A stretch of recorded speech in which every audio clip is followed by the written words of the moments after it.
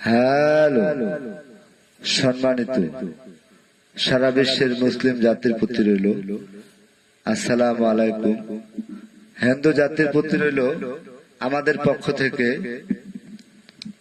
আদাব ও নমস্কার। অন্যান্য জাতির প্রতি রইল আমাদের পক্ষ থেকে আন্তরিক শুভেচ্ছা ও ভালোবাসা। আজকে আমি যে বিষয়টি আপনাদের সামনে তুলে ধরতে যাচ্ছি সেটা হলো আমাদের কবিরাজদের ব্যাপারে কিছু কথা বলতে চাই।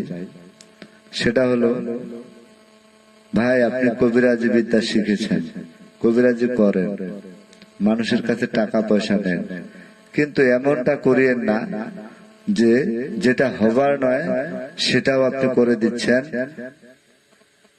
এভাবে 1 ঘন্টা 2 ঘন্টা 3 ঘন্টা 12 ঘন্টা 24 ঘন্টার সময় নিয়ে মানুষের কাছ থেকে টাকা হাতিয়ে নিচ্ছেন। এটা কিন্তু একেবারে ঠিক না। দুনিয়াটা একদিনের না। আজকে আপনি জীবিত আছেন, কালকে মারাও যেতে পারেন। আপনি যে একজন মানুষের কাছ থেকে টাকা পয়সা নিচ্ছেন, এই যে টাকা পয়সাগুলো নিয়ে আপনি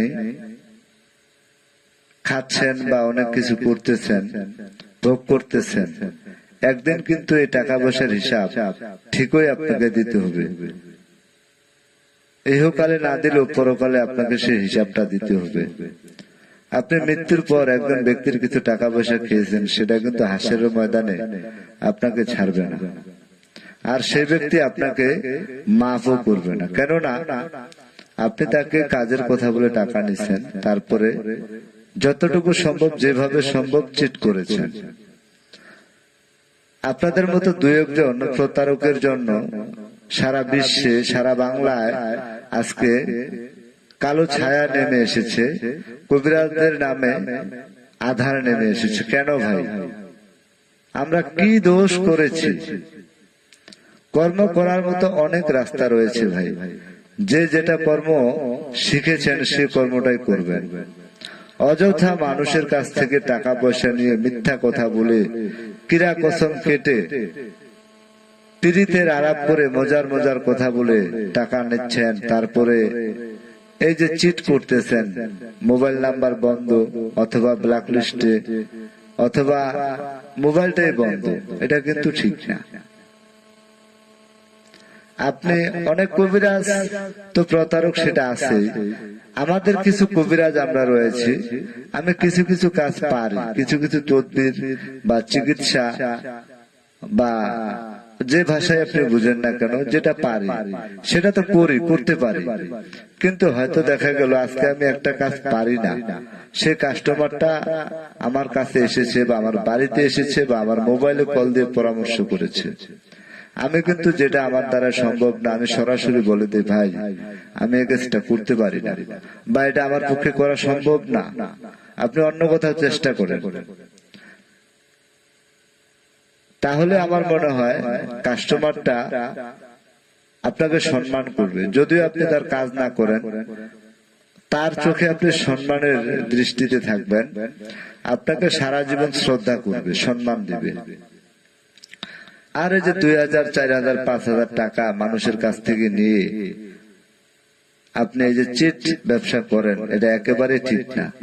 আপনি যে কাজটা পারেন, লিগালে বাস্তবে যে কাজটা পারেন, আপনি সেটার জন্য 10 টাকার জায়গায় কাস্টমারের কাছে যদি 20 টাকাও নিয়ে থাকেন, তারপরেও সেটা মেনে নেওয়া যায়। আমি আপনার কাজ করে দিচ্ছি, 10 টাকার জায়গায় 20 টাকা নিচ্ছি, আপনার ভালো লাগছে, আপনি আমাকে টাকা দিচ্ছেন, সেটা মেনে নেওয়া যায়। কিন্তু এমনটা না যে টাকা পয়সা নিলেন, কোনো কাজই করলেন না, বিভিন্ন রকম কৌশল অবলম্বন করে চিট করলেন। আর এরকম 2-1 জন প্রতারকের জন্য আর 2-1 জন কবিরাজের জন্য সারা বিশ্বের, সারা বাংলার কবিরাজদের নামে আজকে বদনাম।